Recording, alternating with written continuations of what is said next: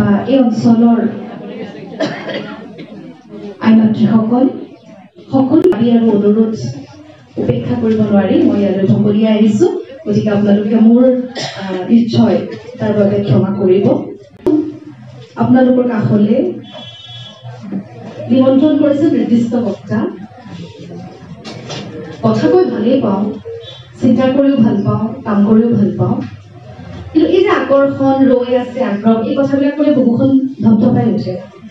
কাৰণ ইয়াত বয়স অভিজ্ঞতা এই সকলো ফালৰ পৰা সন্মুখত বা মঞ্চত যিসকল ব্যক্তিয়ে আসন সলনি কৰি আছে সকলো আচলতে বিদ্যত, সকলো বয়স আৰু অভিজ্ঞতাৰে পৰিপুষ্ট। গতিকে এনেকুৱা সকলো ব্যক্তিৰ আগত বা এই সকল মহিয়সী আইমাতৃৰ কাষত নাৰী দিৱসত কি বিশেষ কথাৰে মই তেওঁলোকক আহ্লাদিত কৰিব পাৰিম, আকৰ্ষণ কৰিব পাৰিম, এই দুৰু দুৰু ভয় এটা লৈ আচলতে মই অনুষ্ঠান বিলাকলৈ সদায় যোৱাৰ নিচিনাকে আজিও আহিছো।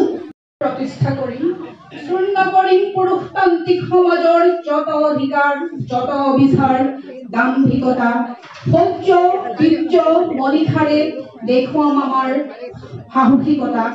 আঁতৰাই পঠাম যুগে যুগে চলি অহা যত প্ৰশাসন, নাৰী অবলা, নাৰী দুৰ্বলা, ভীৰুতাৰ লক্ষণ।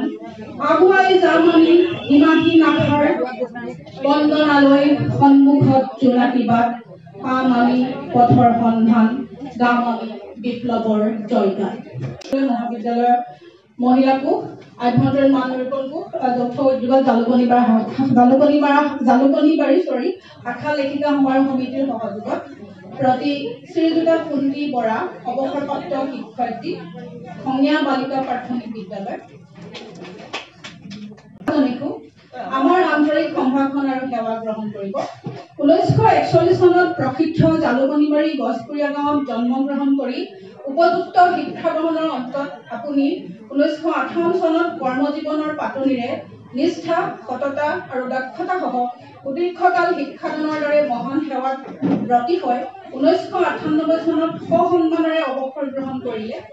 60ৰ দশকতে যি সময়ত নাৰী শিক্ষাই বিশেষ প্ৰসাৰতা লাভ কৰা নাছিল, সেই সময়তে আপুনি জ্ঞানৰ পোহৰেৰে আন্দোলনৰ সেই মহিয়সী মহিলাসকলৰ ওচৰতো মই প্ৰণাম জনাইছোঁ। আজি আমি যোৰহাট জিলা লেখিকা সমাৰোহ সমিতি, নবীন বৰদলৈ মহাবিদ্যালয়ৰ মহিলা কোষ আৰু জালুকনী শাখাৰ সহযোগত আমি আজি নাৰী দিৱস উদযাপন কৰিবলৈ লৈছোঁ। আজি সমগ্ৰ বিশ্বতে এই দিৱস উদযাপন কৰা হৈছে।